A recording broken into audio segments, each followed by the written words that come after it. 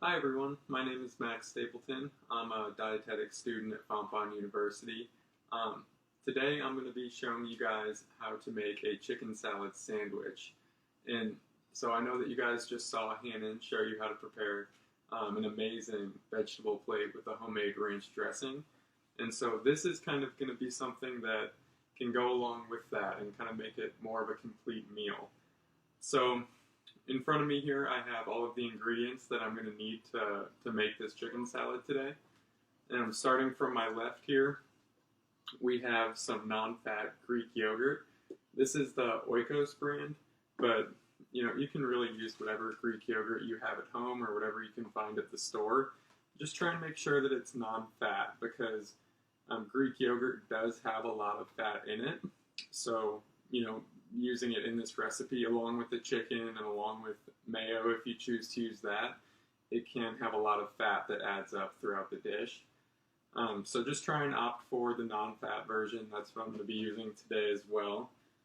And then next we have the mayonnaise. I'm not actually going to be using this in my recipe today, but a lot of people do like to put mayo in their chicken salad. So I figured I would show you guys this. Just because it is an option. If you would like to add it at home, go ahead and do so, but you definitely don't have to, and you'll see that today because I'm not going to add it in. And next we have some mustard. So I have two different kinds of mustard here. This is a stone ground, already made mustard, and this is just a mustard powder. So I'm actually going to be using the prepared mustard today because I like the texture that it adds and I think that it has a better flavor than the powder. But use whichever one you have at home, whichever one you have available to you, it'll work great for this. Next is going to be some garlic, and this is similar to the mustard, so there are a few different options that you can use, but just use whichever one you prefer. Here I have a garlic powder, and you can find these at the store, just a normal garlic powder. And then here we have a pre-made minced garlic. So this is already cut up and it's in its own juices and everything, and these work great as well. And then lastly here we have an actual bulb of garlic. And this is the one I'm going to be using today, and I'm going to show you guys kind of how you can get this wrapping paper off of it and how you actually deal with a full bulb of garlic because a lot of people have never used them before. So next here we've got, of course, some salt and pepper. The salt is just in my salt shaker, but this isn't just normal iodized salt that you'd find at the grocery store. And then just some black pepper here. And then, of course, we have the canned chicken. So I have two different kinds here because this is just what was available. We're going to need 2 cups for this recipe. So this one right here is already 1 cup. And then these 2 will make another cup. So that's going to give us the 2 cups that we need for this recipe. And then, of course, you can't have a sandwich without bread. And my bread of choice today is a whole wheat pita. And I'm going to kind of get more into this and more into the bread options later, but this is the one that I'll be using for today. And then for my garnishes, I have a head of lettuce and a beautiful Roma tomato here. Just nice and red, nice and perfect there. And so these are both already washed. It is, of course, important that you wash all of your fruits and vegetables before handling them, just to get off any excess dirt, chemicals, pesticides, whatever's on them. You just want to wash all that off. And then to prepare the chicken salad here, I have just a large glass bowl. You can use whatever kind of bowl you have at home. I'm just using a glass one today so that it's easier for you guys to actually see what I'm doing here. And then finally we have my measuring spoons here. These are just a variety of them. And then we have my measuring cups. This bigger one is a 1/2 cup, and this smaller one here is a 1/4 cup. And so that's everything that you're going to need. And you know, the important thing with these recipes too is you make them your own. So if you want to add ingredients to this, like a lot of people like to add relish or like onions or you know, like dried fruits or anything like that, you can definitely add that in. I just don't have them here with me today. But, you know, if you like those things, you can definitely add them in. Okay, so now that we've gone over all of the ingredients that we're going to need today, we're going to actually get to the fun part, which is putting together the chicken salad. That's always my favorite part of cooking anything, is getting to see all of these individual ingredients come together and actually make the dish that we're trying to create. So I don't have a printer at my house, so I just wrote down our recipe here today. I'm not sure if you can see that there. There we go. But you guys are going to actually get a nice printed copy of our recipe that looks really nice. I didn't have that option, so I just wrote it down today, so I'll be looking off of this. So first, we're going to start with our non-fat Greek yogurt. And non-fat Greek yogurt is a great base to the chicken salad because it's going to add not only a lot of flavor, but also a lot of texture and a lot of nutrients. You're going to get a little bit of extra added protein from this, and you're also going to get some nice nutrients like calcium and phosphorus that are going to be good for your bone health. So, take a 1/4 cup there.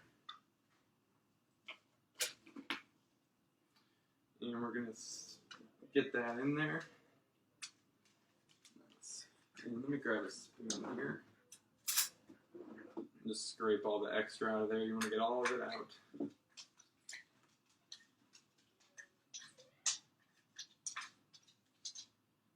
Okay, so I'm not going to need this anymore, so I'm going to go ahead and set that in my sink.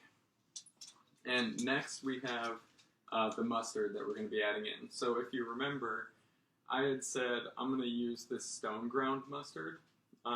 So I'm going to be using a 1/2 teaspoon, but if you were going to be using this powdered mustard, you'd only use a 1/4 teaspoon because this powdered version has a lot more kick to it. It's going to be a lot more potent than an actual mustard, so you want to be careful when you add these in there because it's a very strong flavor. So I'm going to take this here. Here's my, and this is, remember, the 1/2 teaspoon. We're going to go ahead and squeeze that out of there. And I'm just going to take the spoon and boom. Alrighty.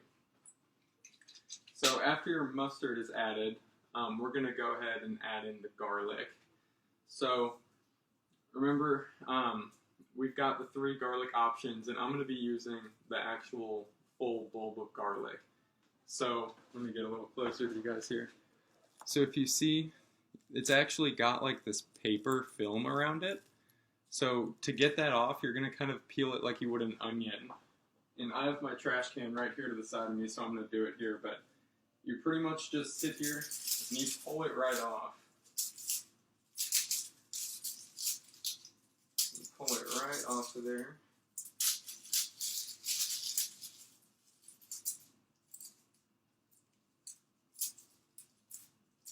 Okay.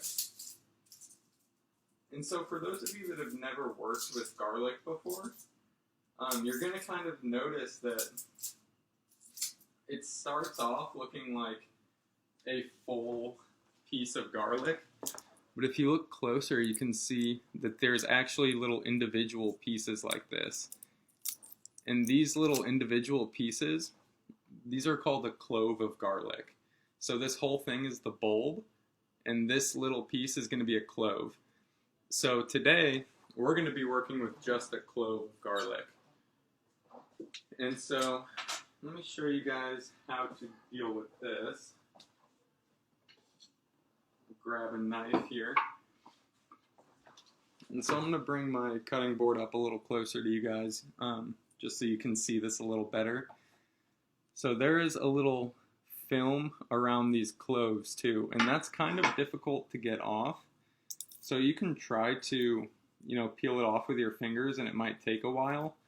Or I'm going to show you guys a little trick here that makes it a little easier.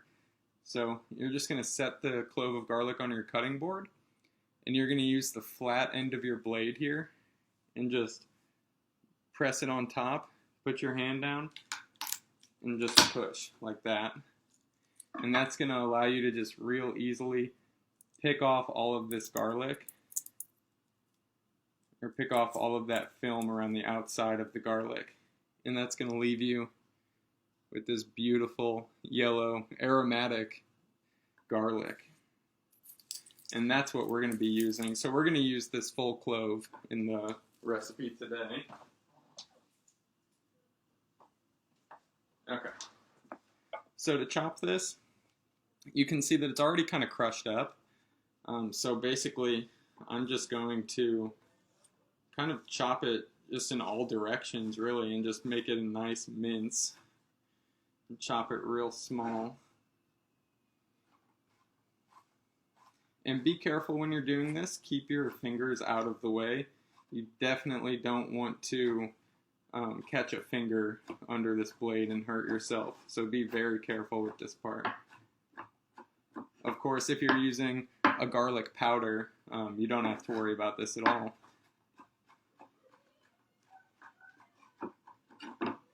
Okay, so I've got this not too finely chopped, but it's definitely fine enough for this. So you can see just like that. See how it's chopped into individual pieces like that. We're just going to take that and just slide all of that right into our bowl here. Beautiful.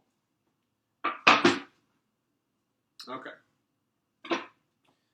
And so next, once you've added in all of those ingredients, it's time to move on to the salt and pepper. Now, we're going to add, let me double check here, 1/4 of a teaspoon of the pepper. And pepper is a very strong flavor, so you don't want to add too much of it. It can be pretty overpowering, so be careful with this unless you know that you really like pepper. So I've got 1/4 of a teaspoon here. I'm going to pour that right in. And then we're going to use 1/2 of a teaspoon of the salt. And so again, be careful with the salt, because salt can be very deceiving. It adds a lot of flavor, but also salt, it's very easy to go over the daily recommended limit. Just 1 teaspoon of salt is almost 2,400 milligrams, which is the daily recommended value. So if you're going over a teaspoon of salt, you're going to be going over the daily limit. So you got to be careful with the salt. So we're going to add our 1/2 teaspoon here. Just sprinkle that on in.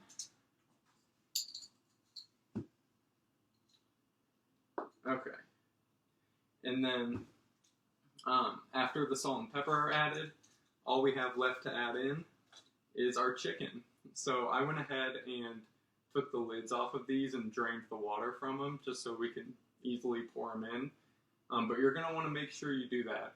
There's going to be water in these cans of chicken.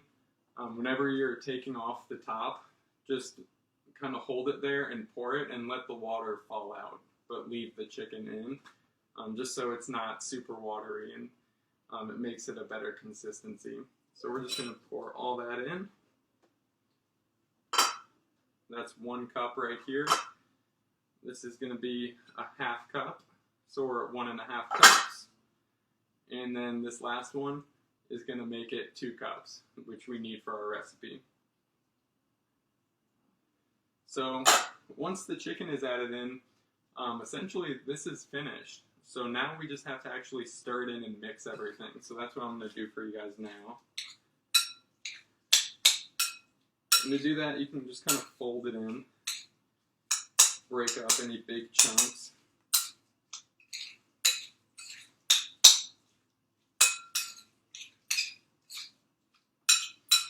And remember, you have to make these recipes your own. If there's something in it that you want to add that you're not seeing me add, feel free. If you like adding it in, like a chopped nut or some dried cranberries or something like that, go for it. Add it in. Make it however you're gonna enjoy it. So this is kind of what it looks like once it's done. It's gonna have a nice creamy texture to it because of that Greek yogurt. And that is going to be the chicken salad done. So now that we have the actual chicken salad prepared, it's time to slice our garnishes, which I showed you guys earlier is going to be lettuce and a tomato. So we're going to get those prepared, and then we're going to actually assemble our sandwich, which is exciting. So before preparing the garnishes, you're going to want to make sure that you wash and rinse these, just to get off anything that might be contaminating it, like any dirt or any pesticides or chemicals that were added. You just want to get all that off before you actually eat it. So I have already washed these, so we're just going to get right into this. So we're going to start off with this tomato here. This is a Roma tomato. It's just one that I found at Schnucks. You can get these from anywhere. So a little tip about slicing tomatoes, you want to use a serrated blade. So if you see this ridge right here, this is the serrated edge of the blade. This is going to help you get a cleaner cut on the tomato so that it doesn't get smashed out and that it just stays looking pretty. So we're going to go ahead and chop it off. And whenever you're cutting a tomato, you want to saw back and forth like that. You can see that. And you want to just apply a little bit of pressure downwards. Just like that. And that'll give you a little slice off of there. Okay. So now that we have that, we just cut off the green part just to get that out of there. So now I'm going to cut off 2 slices for my sandwich. You can use more if you want, and if you want to add anything else like pickles or onions or anything like that, feel free to do that at this stage. So I'm going to do 2 nice slices of tomato here. And if you look here, see how great that slice is there and how clean that is? Using the serrated edge allows you to do that because you're not pushing down on it, you're not squeezing out any of this inside, so it's going to give you that nice clean cut. So I'm going to go ahead and do one more for myself here. Just nice and gently back and forth. Perfect. Awesome. So the tomato is prepared and ready to go. And now we're just going to get the lettuce. And this is a whole head of romaine lettuce. This is super easy to prepare. After you wash it, for this purpose, we're not going to even cut it or anything. We're just going to use our hands. And so if you see here, you can see these ridges all along it. These are actually individual leaves of lettuce. So we're just going to take one, and you can actually just pop it right off like that. And we're just going to use this whole leaf of lettuce for our sandwich. So I'm going to set that. And you just want to kind of tear these into pieces that are the shape of your bread. So I'm going to rip mine right there. And that's going to be one piece. And then right there. And then boom. Now we've got our pieces of tomato, our nice beautiful slices of tomato, and our lettuce. And we are ready to assemble this sandwich. Okay. So now we're on to the best part, which is actually putting together our sandwich. Like I showed you guys earlier, I'm going to be using, have that upside down, I'm going to be using a whole wheat pita bread. There's a very specific reason why I choose pita bread for this sandwich, and it's because chicken salad can be kind of messy. It can kind of fall apart and kind of crumble on you if you use normal bread. So I have my piece of pita bread here. I sliced it in half just so I could show you guys up close what this is. And so if you see in the pita bread here, this little slit, it actually will open up just like that. And it's almost like a little blanket for your chicken salad, and it holds it perfectly in there. So you can just easily, hold this almost like a little handheld taco, and just have your chicken salad sandwich, and it makes it a lot cleaner. And so I want to talk a little bit too about why I'm choosing a whole wheat bread over a normal white bread. So whole wheat, it's going to be a lot more nutritious than just a normal white bread. It's going to have fiber in it, which is going to help with your digestion. It's going to help with gut health. And whole grains also have a lot of vitamins and minerals in them, like phosphorus, manganese, iron, even protein, and just like some B vitamins. There's so many nutrients in a whole grain bread that normal white breads don't have. And so that's why I'm choosing a whole grain option today. And I would definitely recommend that you guys choose these options as well if you've never tried them before. They have a lot heartier of a taste, and they have a lot more substance to them. So I think you guys would really enjoy them if you haven't tried it before. So to assemble our actual sandwich, I'm going to take one of these halves. One serving of our chicken salad. Put that out here. One serving of our chicken salad is a half cup. So I'm gonna take half of a half cup, which is a fourth of a cup, and we're gonna add that into this one half of our pita bread. And then I'm gonna take one of our 2 slices of tomato, and we're gonna throw that right into there. And then we're going to take our lettuce and stuff that in there as well. And so that's kind of what it looks like. You got a nice, perfect sandwich. This isn't going to spill out on you because the pita has a pocket in it. So it's a perfect vessel for this actual sandwich. And also, I wanted to mention, if you don't really want a sandwich and you want to eat it more as like a chicken salad dip almost, you can definitely use a cracker, like a whole wheat cracker, like a wheat thin or a Triscuit or something like that. It's going to be a perfect like a